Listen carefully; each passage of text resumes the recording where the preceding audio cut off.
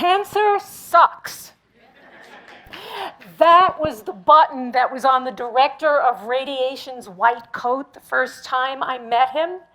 And the first thing I saw, a patient had given it to him. 2 months earlier, I had a routine mammogram that led to a biopsy, and then those words that you never want to hear. Oh, the ones that break your heart and change your life forever. You have cancer. I was devastated. I was face to face with my mortality. I had to meet with doctor upon doctor, make an overwhelming number of critical decisions, endure surgery, and then radiation. Oh my, cancer does suck. But the lessons I learned over the past year are less about cancer and more about life. You know, as with any major trauma, I ran the gamut of emotions, from feeling scared and confused, anxious, overwhelmed, angry, tearful, doubtful, hopeful, exhausted. The most important of all those emotions I discovered was to feel hopeful, because it was the only one that made me feel good. It was the only one that made me feel happy, even empowered. But when you've been dealt a devastating blow, feeling hopeful is seemingly a huge task. It seems so much easier to say, "Why me?" But one has got to move away from that suffocating focus on their circumstance, their cancer, to a liberating focus on hope. You have got to make the decision to choose hope. As an artist, my art and my love for Zentangle played a huge part in helping me through this, in helping me deal with the cancer. But how did I get there? How did I get there? How, after a cancer diagnosis, can you opt for hope? Well, you start by taking action immediately, because early on you are going to have to make a number of important decisions about what type of medical treatments you're going to undergo. You're going to have to find doctors that you feel comfortable with and that you trust. But if you haven't had cancer, or you don't know anybody or haven't been intimately involved with anyone who has cancer, you won't know what to do. And I didn't. Plus, I'm normally a pretty private person. But I learned that if you fight that feeling and open up to others, you will be much better served relative to getting the information and the support that you're going to need. So I began my hunt for resources. I put together a list of students, former students, who I remembered were somehow connected to the medical community. And then I called the first student on the list, who was a physician's assistant. Well, she was awesome in that she not only gave me the name of a wonderful oncologist who had helped a friend of hers through her breast cancer, but she gave me the names of specific people to talk to at our local cancer center. Well, I opened up to other people, family members, friends, people that I work with, by telling them about my diagnosis. And what happened was magical, in that practically every person gave me the name and phone number of someone they knew who had had breast cancer. I reached out to every name that was given to me. These women became invaluable resources regarding my search for doctors. And equally as important, they told me what to expect. By sharing their stories, they made me more knowledgeable, and this was empowering. So having gotten lots of recommendations for doctors, I was able to organize a medical team that I felt comfortable with and that I trusted. But you know what? I learned that you also need to organize a personal team to help you through this. For most of my life, I have been convinced that I could do everything on my own. Well, cancer became an opportunity to let go and embrace the support that was around me. A personal team made up of a partner or a spouse, family members, or close friends that you feel comfortable with and that you trust can be used in a number of critical and helpful ways. Certainly as a sounding board and to provide the emotional support that you're going to need, but they can also run errands and help with household chores. And a member of your personal team should accompany you to every doctor visit because they can be an extra set of ears and help you take notes. You're not going to hear everything or necessarily hear it accurately. Believe me, you've got a lot going on. So when your teams are in place, now it's time to plan what specific medical treatments you're going to undergo. Well, as you can imagine, your doctors are going to be providing you with lots, and I mean lots, of information. So as you consider your different options, I have 3 suggestions that were very helpful to me. First, ask all the questions that you want of your medical team. No question should go unasked. That's very important. If you're not sure what to ask, here is one place where the internet can be very, very helpful. There are many excellent questions to be found by just Googling questions to ask your oncologist. I found questions that I hadn't thought of myself and that I should have been asking. Next, don't hesitate to schedule a second visit with any or all of the doctors on your medical team before making any decisions. You've got a lot of information to digest and a lot of emotional feelings to come to grips with. I know myself because I was on the fence about certain recommended treatments. I scheduled at least a second visit with every one of the doctors on my team. I drove them crazy. But you know what? With each second visit, I learned something new and I had things that were unclear clarified. And third, I would encourage you to research alternative treatments. By considering both Western and Eastern medical approaches, I truly believe that you are in a much better position to make more informed choices that feel right for you. I combined both surgery and radiation, along with major nutritional changes in my diet, no sugar, no processed food. I try and make time for a 50-minute walk every day. I practice mindfulness to help reduce stress. I consult with a Tibetan doctor, and I take medical marijuana. All these decisions were made after much research, a good deal of questioning, and a lot of soul searching as to what would be best for me. Now, it's important to note here that with a cancer diagnosis, there isn't any one treatment plan that guarantees 100% recovery or that your cancer will not return. Obviously, this makes the decision-making that much more agonizing and that much more difficult. My oncologist made an observation that was extremely powerful and certainly influenced me. He said, "Audrey, you can follow all of my recommendations and still die from cancer, or you can follow none of them and live."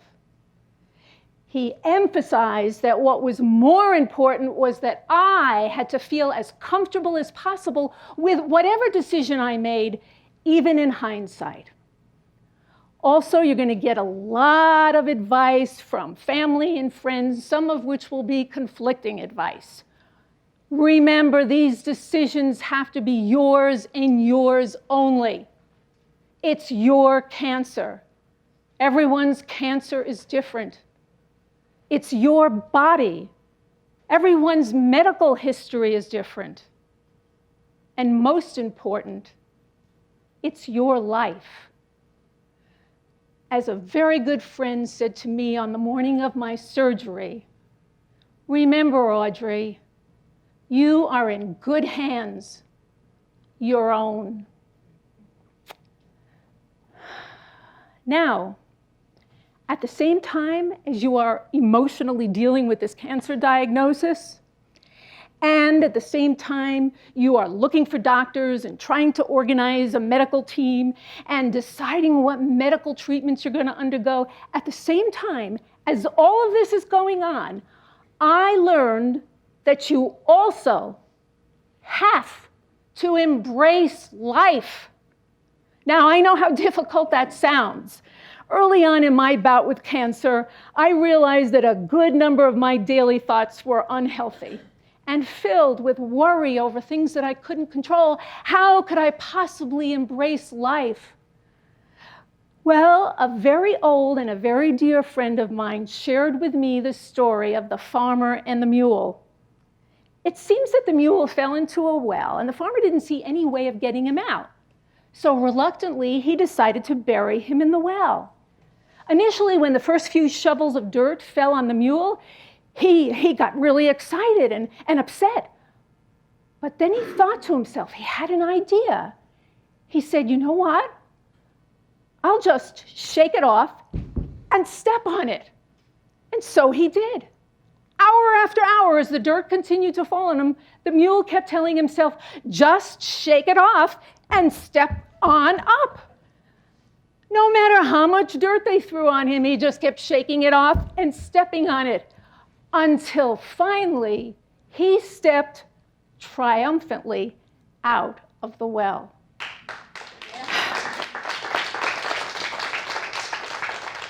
That mule did not resign himself to his circumstances. Instead, he chose hope. He embraced life, and he took action. That story reminded me that I could never let cancer dominate or define who I was. That keeping joy in my life and feeling as productive as I could and feeling as normal as possible on a daily basis, even with everything that was going on, was going to be key to my surviving the rigors of cancer. And it was my job to make it happen. So how did I do it? How did I embrace life during this really difficult time? Well, for starters, I continued to create art. I continued to teach my Zentangle classes, and I continued to stay involved at work. These are all activities that I enjoy and am passionate about. I remember telling my surgeon that I had accidentally scheduled a class to teach 3 days after my surgery, and I asked him if he thought I'd be able to do it. Well, he looked at me kind of strange, and he said, well, if you're up to it. Well, guess what? With the help and the support of my husband and my friends, I did teach that class. And just feeling the joy and the vitality and the happiness in my body while I was up there teaching that class reminded me that I, Audrey, was still in there, despite everything I had been through and what I was facing. Sometimes it was the simplest thing that worked for me, like cleaning out a closet, or taking a walk to the dog park near my house and playing with the dogs, or working in my garden. I discovered that if I was engaged, truly engaged in a project, even one like pulling weeds or doing something that fed my soul, that it was impossible at the same time to hold negative thoughts. So setting small goals and completing tasks, being productive, and keeping joy and laughter in my life on a daily basis became my mission. I have always, everybody who knows me knows this, found laughter to be a wonderful lubricant, a way to lighten my spirit. And boy, this was especially true during this difficult time. So I chose to watch only those TV shows and movies that made me laugh, that tickled my funny bone. I also discovered that laughing at myself, not who I was, but at some of the things I did, was truly a tonic. For example, I became, just ask my husband, slightly obsessed about what I ate.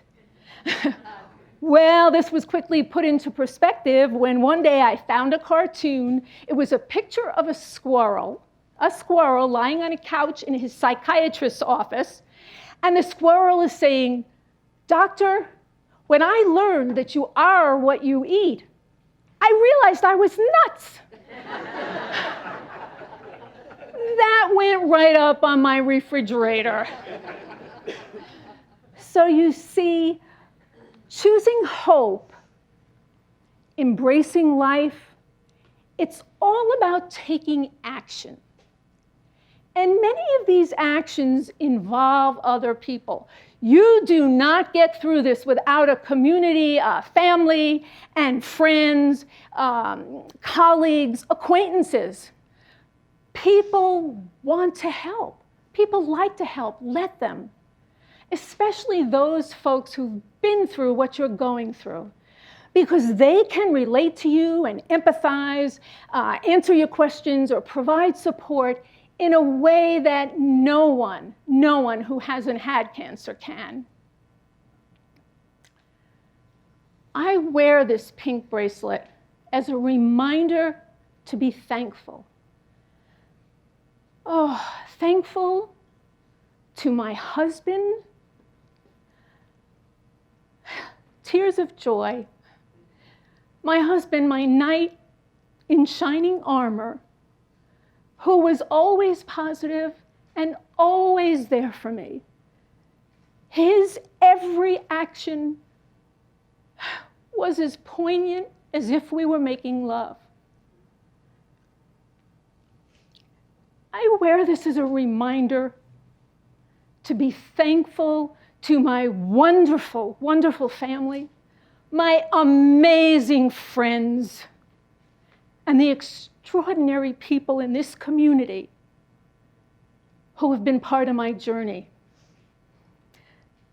Their generosity of spirit and support always reminded me to choose hope. And their inspirational messages and thoughtful gifts always put a smile on my face and always reminded me of my own inner strength. They laughed with me. They cried with me. I never felt alone. Like the song from the show Wicked says, "You will be with me like a handprint on my heart."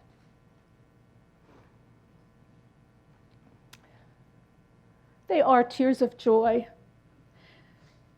So yes, cancer sucks. And I do live with the knowledge that it can return. But you know what? Life is fickle. Who knows what each day will bring? What I do know is that there is so much joy. There is so much comfort. There is so much laughter, and there is so much love, even with cancer. You just have to tap into it. So I choose hope, and so can you, by just taking whatever action is necessary to make each day the most beautiful that it can be. Embrace life. And always, always choose hope. Thank you.